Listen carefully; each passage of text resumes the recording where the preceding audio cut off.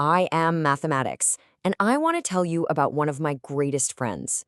A man who used me to solve a king's problem, defend an entire city, and, well, to glimpse a future of knowledge nearly 2,000 years before its time. His name was Archimedes. Our story starts not with a number, but with a question, a real mystery. This was the problem a king gave my friend. And it all began with a beautiful object that might have been hiding a very ugly deception. So let me take you back. We're in the city of Syracuse, around 250 BCE. The king, Hiero II, had this magnificent golden crown made as an offering for the gods.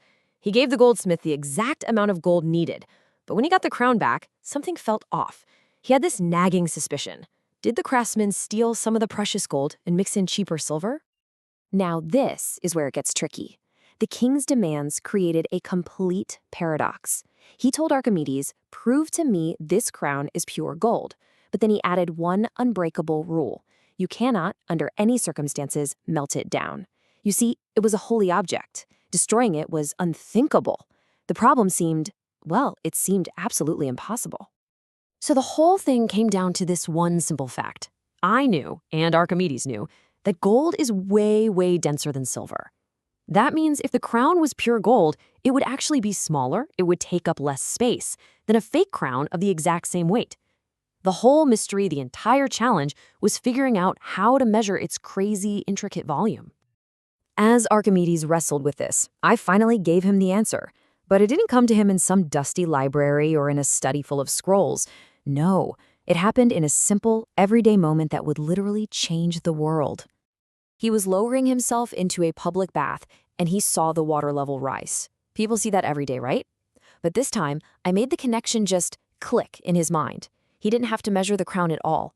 He just had to measure the water it pushed out of the way.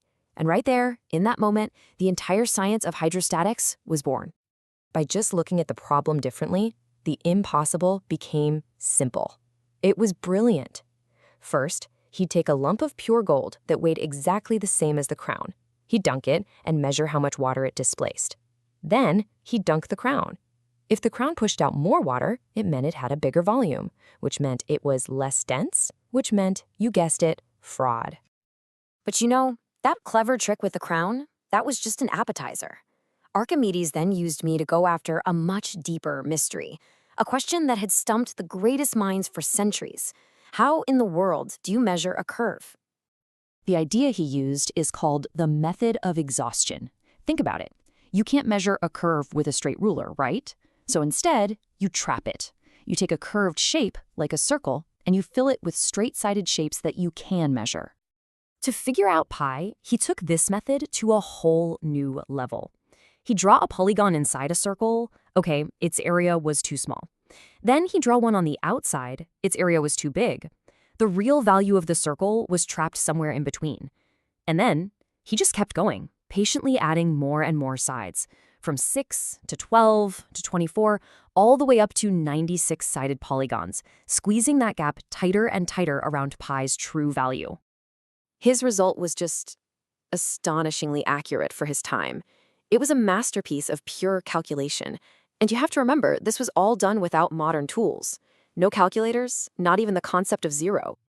But this is what he considered his greatest work, his masterpiece. A perfect, elegant truth he discovered by imagining a sphere being sliced into an infinite number of paper-thin disks. He was, for all intents and purposes, doing calculus. He was using a technique that I wouldn't formally introduce to the rest of humanity for nearly 2,000 years.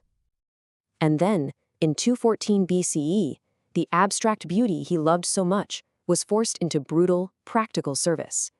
The gears of history turned, and the expanding Roman Empire came to lay siege to his home, Syracuse. The very same mind that could see the beauty in a perfect sphere was now creating terrifying weapons of war. He turned my principles of geometry and leverage into giant iron claws that could literally lift Roman ships out of the water and smash them to pieces. He designed catapults so precise they struck fear into the hearts of seasoned soldiers. And yet, after all of that, this is what he cherished most: Not the king's crown, not his fearsome war machines. He wanted his tombstone to have an image of a sphere inside a cylinder. The purity of a single, perfect idea was what mattered to him. His genius, his inventions, held the entire Roman army at bay for 3 years. It's incredible. But when the city did finally fall, my friend was lost in just a moment of tragic, pointless misunderstanding. Those were his last words. A Roman soldier found him completely lost in thought, drawing a geometric problem in the sand. The soldier ordered him to get up and come with him, but Archimedes, deep in conversation with me, just waved him off. The soldier, either insulted or maybe just following orders, drew his sword and killed the 75-year-old right there. The greatest mind of his time wasn't killed in the heat of battle or for some grand political reason.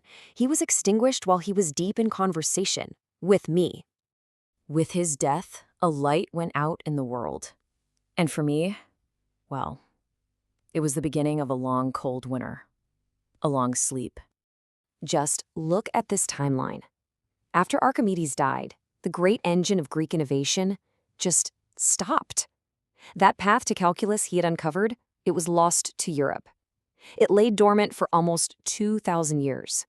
It wasn't until Newton and Leibniz came along that his ideas were finally rediscovered and given a name. For almost 2 millennia, a part of me was forced to sleep.